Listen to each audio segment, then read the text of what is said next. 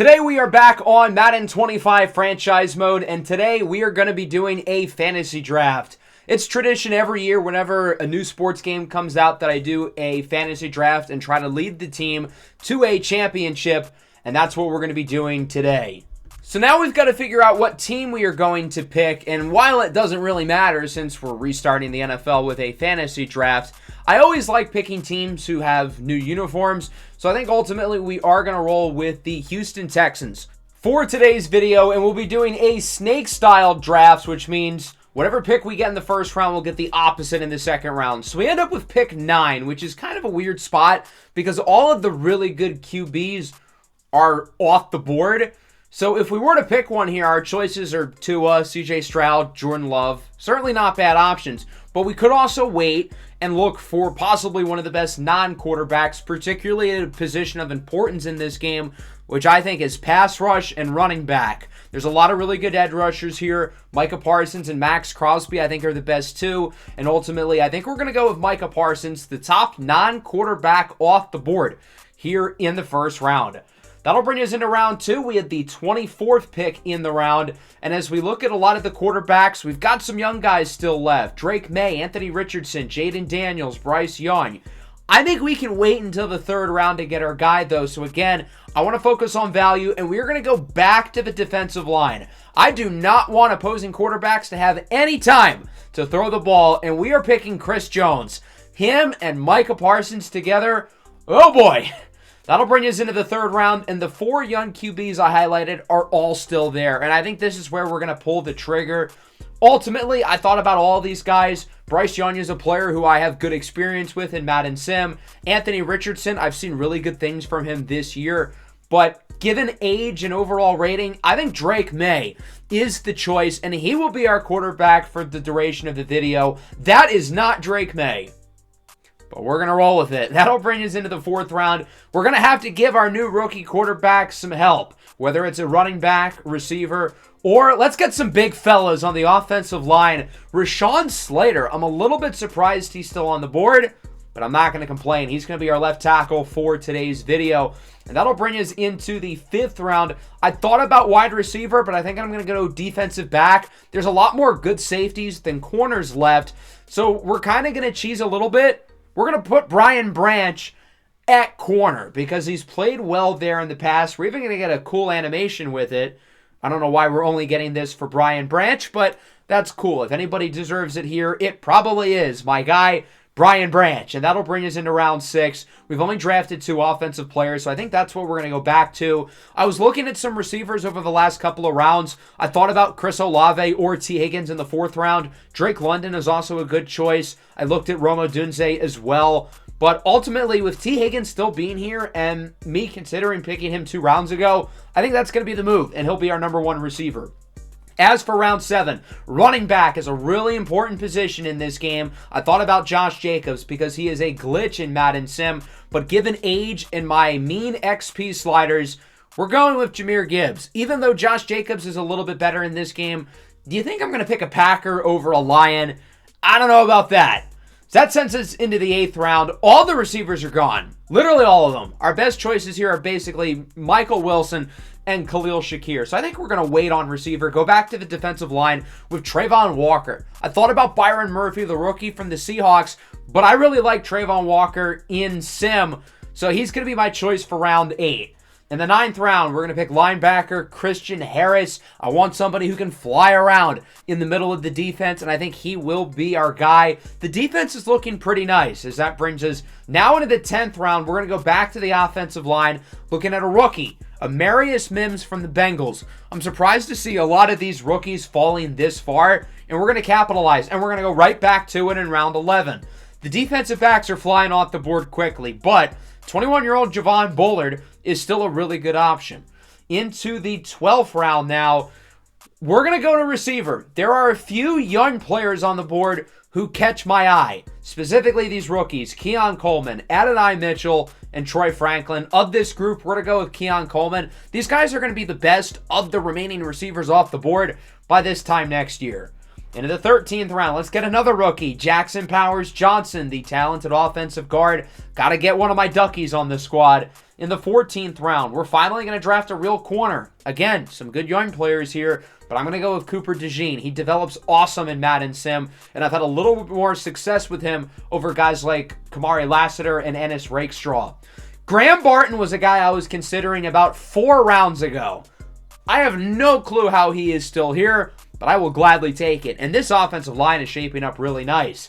In the 16th round, Mike Hall Jr., another player who I've had a lot of success with so far in this game. He'll be our selection. We're going to round out the receiving core here in round 17. Mitchell and Franklin are both still on the board. Given that we have Troy Franklin in the Broncos franchise, why not change it up? I'm going to pick Adonai Mitchell. We might have the biggest, most physical receiving core in the league. Into the 18th round now, we are going to go back to linebacker. And my favorite glitch, let's move Drew Sanders to edge rusher. He is a really good pass rusher in Madden Simulation. We're going to have him play outside linebacker in our 3-4 scheme.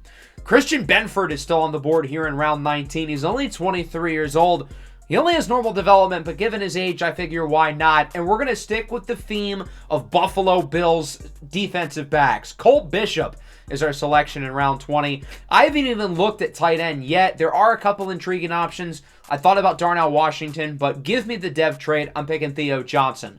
So now in the 22nd round, what I like to do in fantasy drafts is get a little bit ahead of the game before the other teams and go to the special teams. I think it's important to have a good kicker and a good punter in this game. So we're going to pick Justin Tucker now, and we're going to pick A.J. Cole in the 23rd round. These guys would have gone off the board pretty soon. I think this is absolutely appropriate value. Unfortunately, though, going into the 24th round, I was pick sniped. I wanted Nolan Smith. I'm not particularly high on him in Madden Sim, but in the 24th round, I think that's kind of a steal. We're going to settle for Lloyd Cushenberry, though, rounding out the offensive line. I think he's pretty solid. And then in the 25th round, we're going to round out our linebacking core with Malcolm Rodriguez. He does have a development trait, which is ultimately the reason why I wanted him. And with that, we've got our entire lineup set up. Let's simulate the draft so they can pick our backups. But I do want to make one more pick. I like having a good backup running back in this game. So I think I'm just going to keep it simple and go with A.J. Dillon, the top one on the board. I like having another power back, especially being behind a guy like Jahmyr Gibbs, who isn't necessarily known as a short yardage guy. So with that, we're going to simulate the draft. And overall, I really like how our team ended up. Let's see what the CPU did. Who are going to be our backups here to start the video? Offensively, we drafted some interesting players. Mitchell Trubisky will be the backup quarterback. Terrace Marshall, Amir Abdullah, Cedric Tillman's kind of fun. I really like what they did defensively, though. A lot of guys who I like. Ifeatu Melifonwu, Verone McKinley, Amik Robertson. There's Riley Moss, Jarrett Davis. They're picking all my favorite players. Jalix Hunt is kind of a cool pick as well. And obviously, we're going to completely shift the scheme defensively. So we're going to look quite a bit different. Offensively, this is what the starting lineup is going to look like, and we're going to roll with the Vikings offensive playbook because it is glitchy in this game, and I want to develop Drake May. Defensively, I want to run a 3-4. We're going to use the Steelers playbook, trying to get all of our young guys on the field as much as possible. I don't know how good this team is going to be year 1, but the thought is by the time we get to year 2, year 3, this team's going to be nasty. So I do want to point out that I did not implement any of my personal development traits. I am using my own rosters and my own XP sliders. We have 11 hidden developments, 2 X Factors, 1 Superstar. Every team is between an 83 and an 87. We have the tied for lowest rating in the game. The best team is Jacksonville. They have Mahomes and McCaffrey. This offense might be nasty. I was intrigued by our NFL team rankings. We're first in blocking. Shout out the offensive line. We're dead last in passing, and we're 13th in pass rush. That one can't be right, considering we have Micah Parsons and Chris Jones. I am using my XP sliders from the XP slider video, and as I mentioned, I'm using my own rosters, but I'm not using my own development traits, since I couldn't put those in until after the fantasy draft, and the CPU technically doesn't know any better, so I figured that wouldn't be entirely fair, and we're just going to roll with the default ones. It's certainly a really young team, which is helpful given our XP sliders to help young players progress faster and help older players regress faster. So we're going to simulate to around the middle of the season, and we're not doing so hot. We are currently 2-5, which is Not ideal, but again, I was more focused on the future seasons rather than this one throughout our draft process. Drake May has been quite bad so far. Jahmyr Gibbs has been kind of underwhelming. We've gotten a really good season out of Keon Coleman, but the other receivers haven't been fantastic. The offensive line's been up and down. The pass rush has been fine. I mean, Chris Jones and Micah Parsons are doing their thing. 2 of the 3 interceptions aren't even by a starter. It's by backup Ifeatu Melifonwu. We do have a couple guys we have to re-sign, including Drake May. I drafted Drake May in the 3rd round of the fantasy draft knowing he would need a new deal this year. I'd rather pay him now than later in the video when he's going to be more expensive.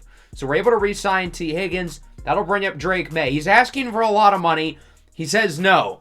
Brother, you have thrown more interceptions than touchdowns this year. Give me a break. We would re-sign Cooper DeJean, however, and then Lloyd Cushenberry. We're hoping he'll be able to say yes here as well, and he does not. So we're going to simulate the following week, make sure those deals get done. The game put Ifeatu Melifonwu on the trade block. I figured I'd take a look, but it wasn't a particularly good deal. It's a little bit ironic because we actually have a breakout opportunity for Melifonwu. I got to choose the breakout challenge, and I was kind of hoping for a team breakout challenge, like you can't allow X amount of yards or something. But I guess we're going to pick this one, and maybe his development will go up, and maybe he can be a long-term piece here despite being drafted by the CPU. So I guess we are going to have him start at free safety this week. Sorry, Cole Bishop. And now we're going to try to re-sign the guys who said no. Drake May, 7 years. Welcome back. He's going to be the quarterback for the long haul. And then Lloyd Cushenberry says yes as well. So with that, we are going to do some more simulating. We ended up beating the Jets, and unfortunately, Ifeatu Melifonwu did not complete the breakout challenge, and I was able to tell pretty quickly when they're talking about how defense is about team stats rather than individual stats. So I figured we were not going to get good news, and that ended up being the case, but he will get some XP. So here at the end of the season, we actually finished strong. We almost made the playoffs at 9-8, barely missing out. So we played really well down the stretch, which I think is a pretty good sign of our potential success down the line. We were the 8th seed. We had the same record as the Raiders, who snuck in as the 7th. We played some really good football down the stretch. A little bit spotty late, though, and that ended up being the difference. Drake May certainly played better as the year went along. Certainly not spectacular numbers, but he improved. Jahmyr Gibbs was still a little bit Keon Coleman, though, was terrific. And then defensively, Chris Jones led the NFL in sacks with 16. I was a little underwhelmed, though, by Micah Parsons, and I think because of that, we might switch back to a 4-3 so we can utilize him as well as possible. We have the 2nd-ranked defense despite missing the playoffs, so I think it's pretty clear that we've got to focus on the offense here going into next season. Despite all the defensive rookies we ended up with, our highest defensive rookie of the year guy was in 9th. That's kind of odd. Simulating to the Super Bowl, we're going to get the 2 number 1 seeds. San Francisco and Jacksonville. The Jags had the very first pick in the fantasy draft with Mahomes. The Niners ended up with the very last pick in the fantasy draft. They picked C.J. Stroud at the turn into the 2nd round. I noticed a number of rookies making the Pro Bowl, but we really didn't get all that lucky. Maybe we should have picked Byron Murphy over Trayvon Walker. Keon Coleman was a big get for us, and we ended up with a couple other guys as well. But overall, not that many, as the Jaguars win the Super Bowl with Kaiser White winning the game's MVP. So that super team in Jacksonville with Mahomes and McCaffrey gets the job done. They are an older squad, though, so regression is likely to hit them, and hopefully a new team out of the AFC South can potentially take their place. That'll bring us into free agency. We're not going to have anybody retire. Everybody who we needed to re-sign has already been brought back. And here in free agency, there's not a whole lot. Jamel Dean is here, and that's about it. So as you can imagine, the market for him is pretty active. Every single team has put a bid on him. Well, every team except for us. But we're going to change that right now, and we are going to give him the house. You want the keys to the city? You'll get it. With every single team in the NFL bidding for him, we need to put our offer away from everybody else's. I swear if he goes to Jacksonville, I'm not going to be pleased. We offered him obviously more money than anybody, and he will accept our deal. Welcome to the squad, Jamel Dean. That'll bring us into the NFL draft, and since I plan on contending this year, I don't really see a need for many of our draft picks, so I think the plan is to potentially look to use some of these picks for a trade, particularly to add some more firepower on offense, given that was our weakness last year. The scouts only fully scouted quarterbacks, which I don't think would really make sense considering we just paid Drake May top dollar. And looking at the board, I think it would make the most sense to explore a trade. As I put this pick in the trade finder, the offers were better than I expected. There are some really good deals in here. I thought about a few. Kool-Aid McKinstry, Chris Jenkins had a phenomenal rookie season. But ultimately, I think it would make the most sense to really shoot big. I figured I'd just try to see what would happen if I put Drake May in. I figured maybe one of the top quarterback centers here if we're lucky, and ultimately that didn't happen, so we are now officially rolling with Drake May. One of the names I did see in the trade finder was Jalen Waddle. I want to add a big-time receiver. I thought about Marvin Harrison. I thought about Justin Jefferson. But given that Waddle's going to be significantly easier to get, I think we can make this work. They have Jonathan Taylor, and I noticed the green bar went up with swapping him and Jahmyr Gibbs. As much as I love Jahmyr Gibbs and I want to keep him, I think Jonathan Taylor's better in this game. I figured I might need to bite the bullet, trade a guy like Malcolm Rodriguez, add some day 3 picks, and we are getting really close. Really close. Let's see if this one will be enough. I don't want to give up a 3, but I think we're going to have to, and I think it's worth it to add someone like Jalen Waddle and Jonathan Taylor to the roster, and we're getting closer and closer, but we're not there yet. How about that? We're literally right on the edge. So fine, I'll do a 5. Is that not, like, full? They are declining the offer, so I guess we're going to have to do a 4, and that's what it's going to take. Adonai Mitchell, Jahmyr Gibbs, a first, a third, a fourth, and Rodrigo will get us Jalen Waddle and Jonathan Taylor. As for the second round pick, again, some really good offers. We can get Brian Thomas and then some. We can also get Nate Wiggins and then some. We can get Jamison Williams as well. I feel like these picks are being significantly overvalued. These guys should be worth more than second rounders. I think it would make the most sense to do the deal with Nate Wiggins. He's only 22 years old. He's an 80 overall. We don't really need corner, but the idea is that we will package Wiggins or maybe somebody else for a linebacker. I looked at Bobby Okereke with the Colts, and I was quick to learn that this is going to be a lot harder than I thought it would be. I want to shoot big. Jeremiah Owusu-Koramoah would be a big get. I'm willing to give up our first next year, but I think it will make more sense to wait until after the draft when that pick becomes more valuable. Big brain. So we're going to simulate to our next pick, which is in the 5th round.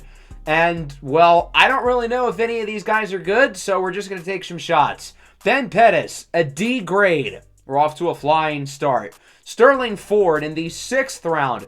We ended up getting a C- grade, which is odd considering his true value is above where we drafted him. I feel like that's pretty good. Cameron Downing in the 7th round has hidden development. And then I didn't realize that we got another 7th rounder, I think from the Nate Wiggins trade. So I accidentally skipped through that pick, and it ended up being a pretty solid running back at 70 overall. I also want to point out that there's an 88 overall running back in this class, Junior Alexander. Woo! This guy looks good, and you can take a wild guess at what his development trade is. Superstar X Factor. Anyway, let's go back to the Bills. Now that our 2026 first-round pick is more valuable, I think we have a better chance of making this deal for a guy like JOK go through. And I was correct. We got quite a bit closer. I added the 3rd. Not enough, but we're right there. How about the 5? No, but again, we're inching closer and closer. We might have to give up the 4, and boom. Jeremiah Owusu-Koramoah is added to the linebacking core, and all of a sudden, this team looks really nice going into the second season. We needed more firepower on offense, and we got it with Jalen Waddle and Jonathan Taylor. And then defensively, we add multiple high-level starters with Jeremiah Owusu-Koramoah and Jamel Dean. Along with our young guys progressing, we're now an 88 overall, which is one of, if not the highest-rated teams in the game. We're 2-0 here at week 3, and I wanted to stop here because contracts. We've got a lot more guys to pay last year, so let's get started. Jalen Waddle wants a big deal. He's coming back. JOK wants a bag and then some. Off-ball linebackers are not worth $34 million a year. You can say this is cheating, moving him to inside linebacker, but he's asking for edge rusher money, and he's not an edge rusher. He's an off-ball linebacker, so we're going to get him for a discount. Chris Jones says, yes, we're losing money quickly, but everyone who we need to come back is doing so. Mike Hall returns. Javon Bullard returns. We only have $12 million left, as Jackson Powers Johnson says no, and we can't offer Cole Bishop right now. So I think we'll come back to these two at the end of the year, but otherwise everybody else is here for next year.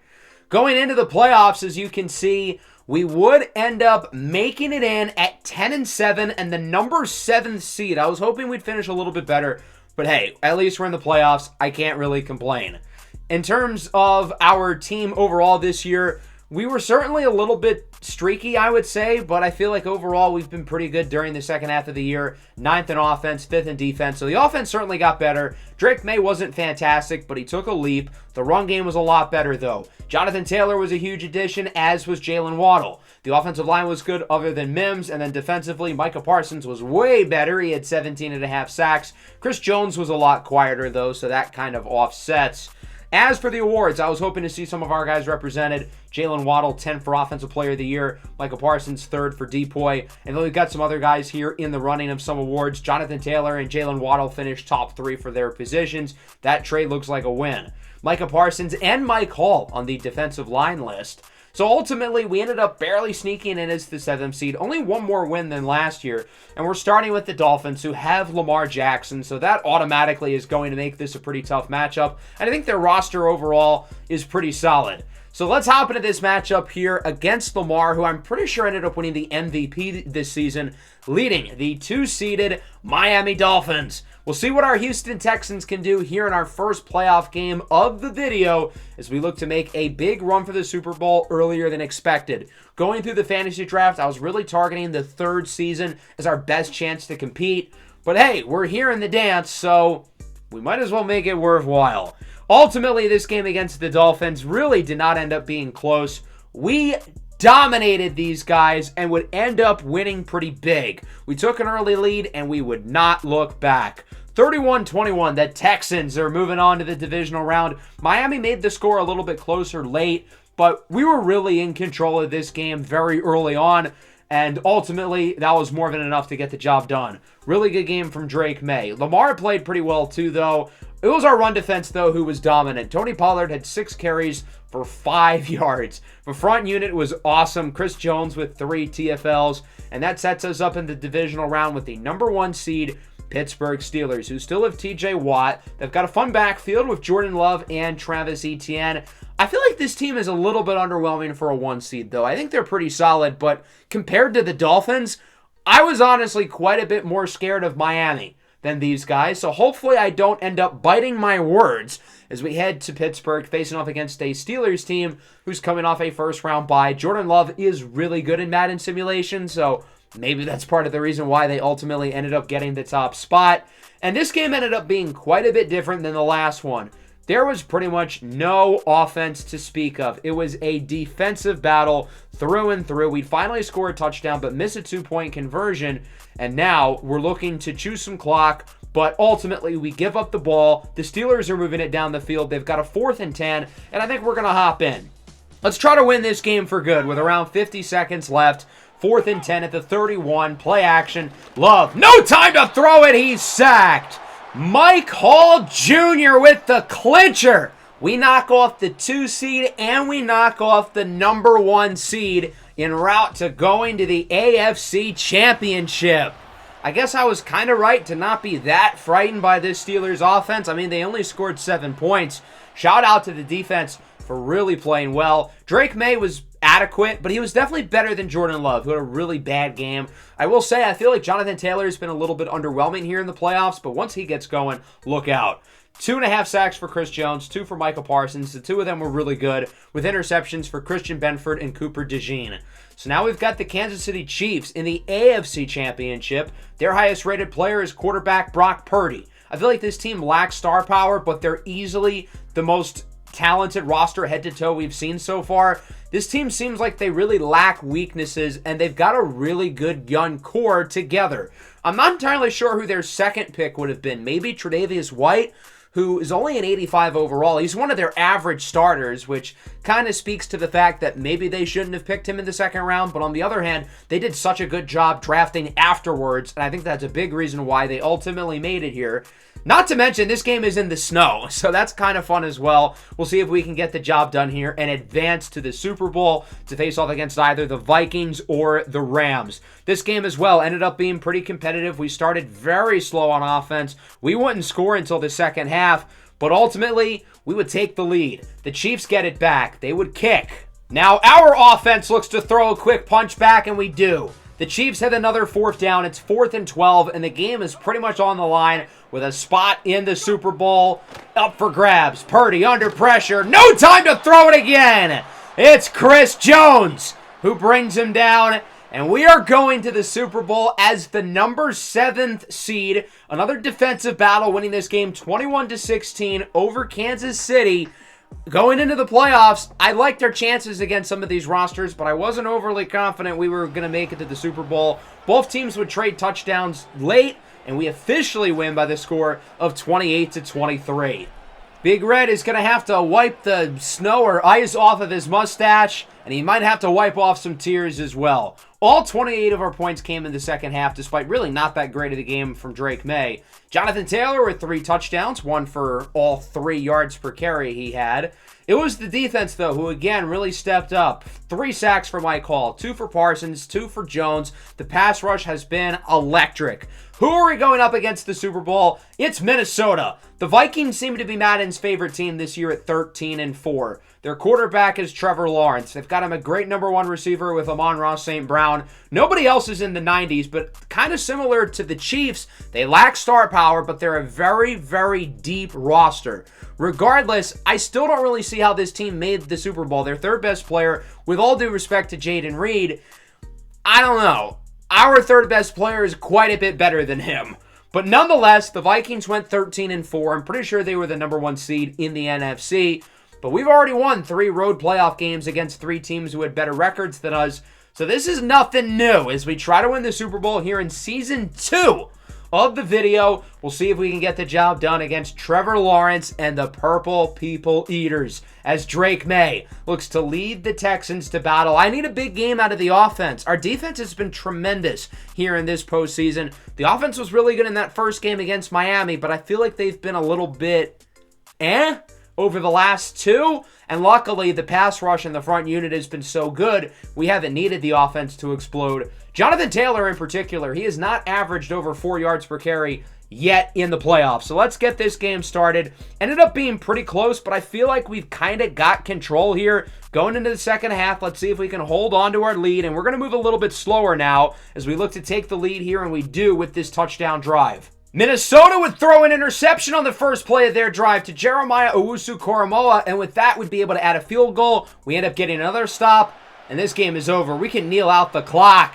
And there you go. The Houston Texans are winning the Super Bowl, going from, I think, 2-6 in the first year to battling back, nearly making the playoffs, having a big offseason, sneaking in as the 7th seed to win 4 playoff games in a row as an underdog in basically all of them, but we end up getting the job done here in just season number 2. I didn't anticipate things would move that quickly, but our team progressed really well, and I guess some of the trades we made in the offseason for guys like Jonathan Taylor, who had a huge game for us today. Jeremiah Owusu-Koramoah had the huge interception. Jalen Waddle was tremendous this year. Jamel Dean as well. There's a reason why every single team in the league wanted him. I think we are going to do one more season, though. I want to see if this team can win another championship. But nonetheless, I do like looking at the new Super Bowl presentation. Certainly the best it's been in at least like a decade. We need those old ones where you could like go to the White House and stuff. That was pretty cool.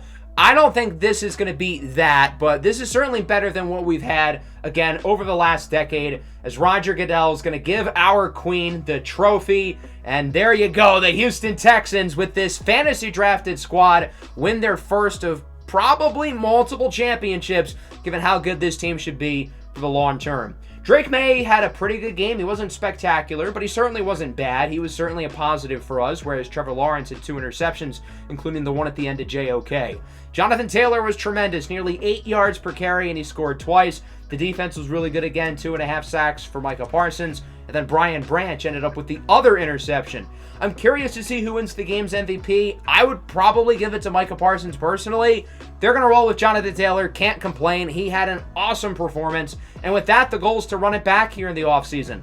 Apparently, we've made $47 million appear out of thin air, so now we're going to have enough money for both Jackson Powers Johnson and Cole Bishop. They say yes, but apparently we've got some other guys we have to pay now out of nowhere. Drew Sanders is back. Christian Harris will be re-signed as well. And now we're out of money again. Now, luckily, we didn't have anybody retire. I was curious to see what the free agency market would look like if I wanted to potentially restructure some contracts, but there's nothing I'm interested in. Patrick Paul looks like kind of an intriguing option, but we don't really need him at tackle. So with that, we're just going to sim right over to the start of the third and final season of the video. Our team is a 92 overall. We have gotten really good really quickly. Trayvon Walker's out for the beginning of the regular season, so we're going to start this hidden development rookie at left end along with our loaded pass rush. Simulating into the playoffs, we once again did not win the division, oddly enough. 12-5, we're going up against Miami in the first round again as the Colts go 15-2. A lot of stat leaders, including Drake May, leading the NFL in passing yards. He really broke out this year, which was exciting. Jonathan Taylor, 21 touchdowns. He was incredible. Jalen Waddle, huge year through the air. And then Micah Parsons led the NFL in sacks. And speaking of sacks, our offensive line was not too hot this year. So another great season. Drake May finishes in 8th for the MVP. Anthony Richardson in 3rd. Maybe we made the wrong QB choice. Jonathan Taylor wins the Offensive Player of the Year, while Micah Parsons wins the Defensive Player of the Year. The two of them, along with Jalen Waddle, certainly represented highly on these award ballots. So I think what we're going to do is we're going to go a little bit faster. We're going to simcast the Super Bowl, but for these other games, we're going to simulate a little bit quicker. But unfortunately for us, there is no Super Bowl. We ended up losing in the first round to the Dolphins, 30-24. Drake May was pretty mediocre. Jonathan Taylor was back to his playoff struggles. Micah Parsons was still good, but otherwise the rest of the team was kind of mediocre.